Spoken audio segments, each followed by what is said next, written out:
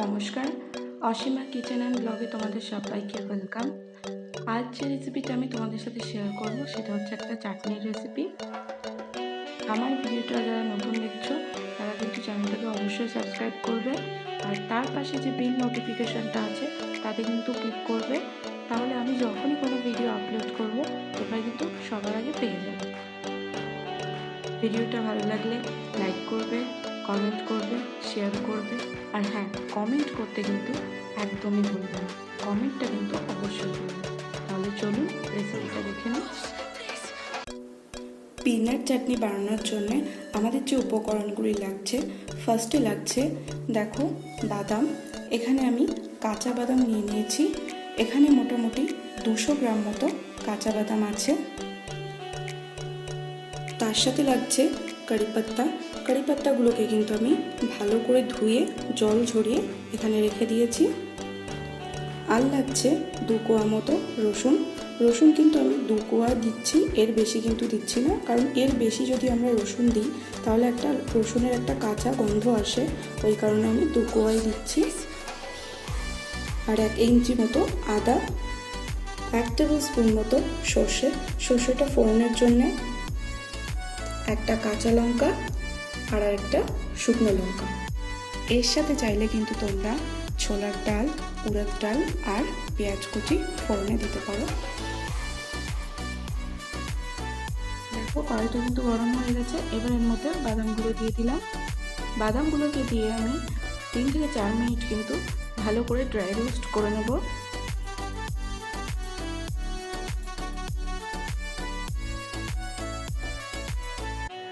বাদামটা কিন্তু এখনো ভাজা হয়নি, আরও 2 মিনিট এটাকে আমি ভেজে নেব।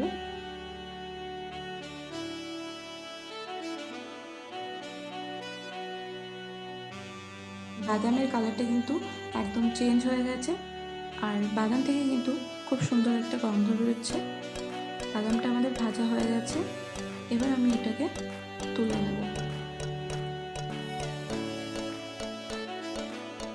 বাদামগুলোকে কিন্তু আমি একটা প্লেটে নামিয়ে নিয়েছি।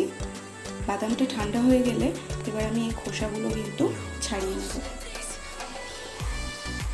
বাদামগুলো কিন্তু ঠান্ডা হয়ে গেছে। চলো এবার তোমাদেরকে আমি দেখিয়ে দিই বাদামের খোসাগুলো কিভাবে ছাড়াবে।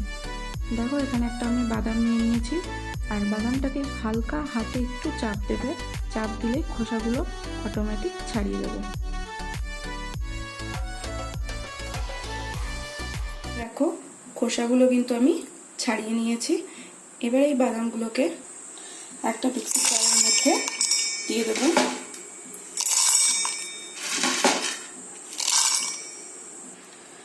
এর মধ্যে দিয়ে দিচ্ছি একটা কাঁচা লঙ্কা, 2টো রসুনের কোয়া, আর একটা 1 ইঞ্চি আদা, আর দিয়ে দিচ্ছি পরিমাণ মতো লবণ। এবার পরিমাণ মতো জল অ্যাড করে দেবো, দিয়ে ভালো করে একটা পেস্ট বানিয়ে নেব। একদম মিহি পেস্ট তৈরি হয়ে গেছে। দেখো কড়াইটা গরম করে আমি তেলটা দিয়ে দিয়েছি। এবার এর মধ্যে একটা শুকনো লঙ্কা দিয়ে দেবো। শুকনো লঙ্কাটাকে কিন্তু ভালো করে একটু ফ্রাই করে নেব। দিয়ে দিচ্ছি সর্ষে,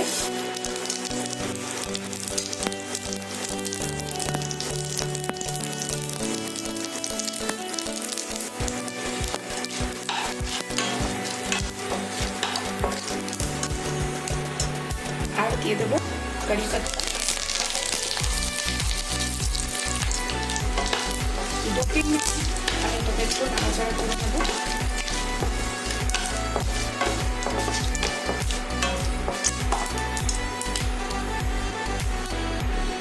দেখো এর মধ্যে থেকে কিন্তু খুব সুন্দর একটা ফ্লেভার আসছে। এবার এটাকে আমি নামিয়ে নিয়ে চাটনির উপরে দিয়ে দেব। আমাদের পিনাট চাটনি কিন্তু একদম রেডি। এবার একটা চামচ নিয়ে কিন্তু আমি এটা ভালো করে মিক্স করে নেব। এই চাটনিটা কিন্তু তোমরা ধোসা ইডলি সঙ্গে সার্ভ করতে পারো। খেতে কিন্তু দুর্দান্ত হয় চাটনিটার সঙ্গে ইডলি ধোসাটা। তোমরা কিন্তু অবশ্যই ট্রাই করো, আশা করি খুব ভালো লাগবে। রেসিপিটা তোমাদের কেমন লাগলো অবশ্যই কিন্তু কমেন্ট করে জানাবে। ভিডিওটা দেখার জন্য অনেক অনেক ধন্যবাদ। ভালো থাকবে, সুস্থ থাকবে। খুব শীঘ্রই দেখা হচ্ছে নতুন ভিডিও নিয়ে।